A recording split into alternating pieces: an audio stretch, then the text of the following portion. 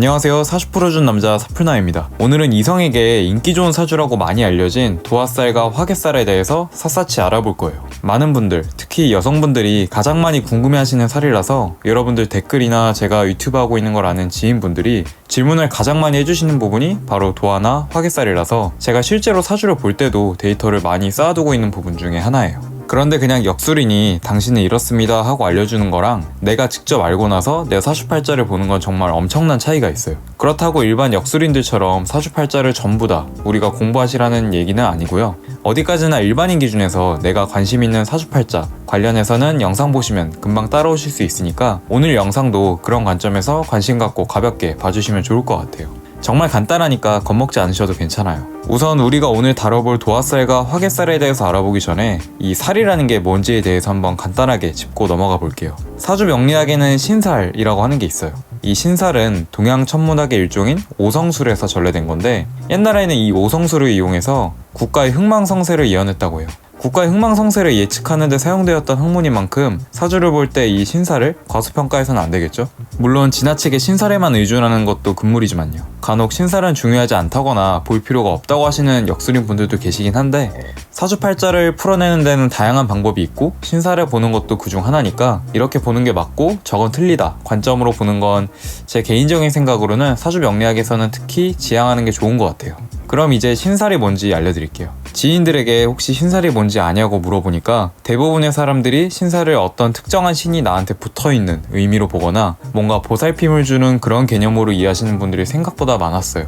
그런 식으로 약간 영적인 개념은 전혀 아니고요. 신살에서 신은 길신을 의미하고 살은 흉신을 의미해요. 길신은 길한 작용을 해서 좋은 역할을, 흉신은 흉한 작용으로 부정적인 영향을 주는, 한마디로 내 인생에 끼치는 기운을 의미하는 거예요. 그런데 보통 신살이라고 하면 부정적인 의미로 더 많이 사용되곤 해서 사람들이 꺼리는 경향이 있어요. 그도 그럴 게 예를 들어서 길신에는 천을귀인, 문창귀인, 태극귀인, 천덕귀인 등이 있고 흉신에는 망신살, 도화살, 홍염살, 화개살, 겁살 등이 있는데 이렇게 몇 개만 들어봐도 길신보다는 우리 귀에 흉신이 훨씬 익숙하잖아요? 그런데 이상하죠? 분명히 방금 도화살이나 화개살은 흉신, 그러니까 내 인생에 부정적인 영향을 주는 기운인데 보통 우리가 도화살이나 화개살은 있으면 인기쟁이가 되는 살로 요즘에 유명하잖아요. 바로 이런 경우가 시대가 바뀌면서 사주의 해석이 바뀐 경우의 대표적인 예라고 할 수 있어요.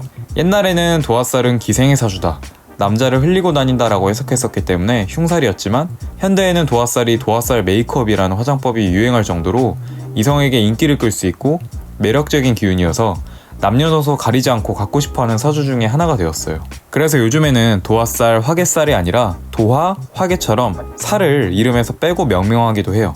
더 이상 내 인생에 나쁜 기운으로 작용하는 흉신이 아니니까요.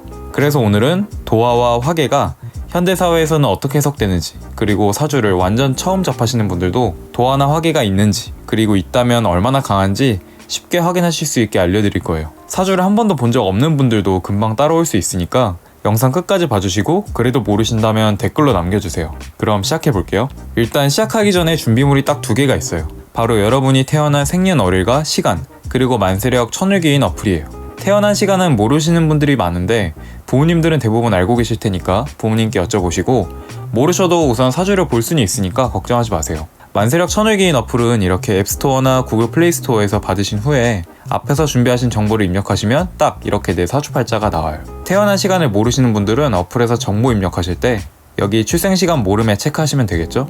자, 그럼 이렇게 준비가 끝났으니까 우선 도화부터 한번 알아볼게요. 도화는 복숭아 도에 꽃 화를 써서 한자 뜻 그대로 분홍빛이 선명한 복숭아꽃을 의미해요. 육패살이나 함지살, 연살이라고도 불리니까 혹시 만세력 어플에서 도화가 아니라 이런 살들이 적혀있다면 아, 얘네들도 도화살이구나 하시면 돼요. 그런데 이렇게 어플 하단에 나와 있는 걸 확인하는 것만으로는 도화가 있기는 한데 얼마나 강한지 확인하는데 한계가 있어요. 단순히 도화살이 많으니까 나는 도화가 강하겠다 라고 생각하시면 안 된다는 거예요. 도화가 얼마나 강한지 확인하는 방법에 대해서 조금 더 자세하게 알려드릴게요.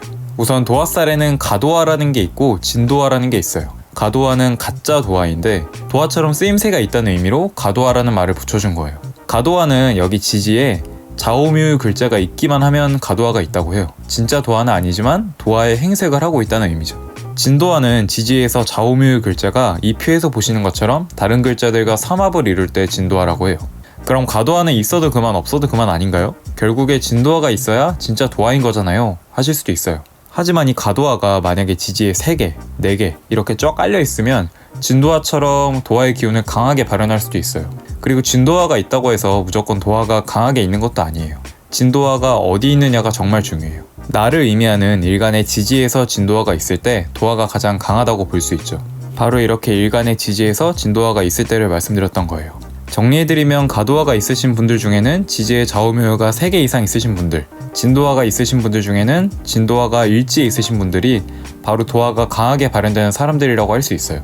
이렇게 해서 도화살 보는 방법에 대해서 알려드렸는데 그래도 모르겠다 하시는 분들은 생년월일, 시간 댓글로 남겨주시면 확인해드릴 테니까 댓글 많이 남겨주세요. 이제 화계로 넘어가 볼게요. 도화살이 좌우묘라고 말씀드렸었는데 화계살은 진술충미가 있을 때 화계살이라고 해요. 그런데 진술충미는 우리가 사주명리학에서 사고지라고도 해요. 여기에서 고는 곡간고라는 한자를 쓰는데 걷어들인 기운, 수학을 의미해서 한데 모으고 오그라들게 하는 역할을 해요. 그런데 이게 화려함을 덮는 역할도 해서 열심히 모은 것을 잃게 되고 넘어져서 상실과 방황, 슬픔으로 이어지기도 하기 때문에 흔히 화계살을 갖고 있다고 하면 삶에 굴곡이 많아서 고독하고 외로운 경우가 많다고 해요. 그래서 연민이나 동정심을 불러일으킨 외모나 아우라를 가진 경우가 많고 이런 분위기 때문에 사람을 끄는 특유의 분위기가 있어서 인기를 끌어당기는 살이라고들 하는 거예요. 이렇게 삶에 굴곡이 많다 보니까 아무래도 돈이나 명예, 권력보다는 철학적이고 정신적인 예를 들면 종교에 관심을 두고 가치관을 더 두게 되는 거죠. 그래서 옛날에는 화계살을 갖다고 하면 너는 스님이 될 팔자다라고 할 정도였어요. 하지만 우리가 지금 살고 있는 현대사회에서 화계를 갖고 있다고 해서 스님이나 종교 쪽에서 활동할 팔자라고는 해석하지는 않잖아요.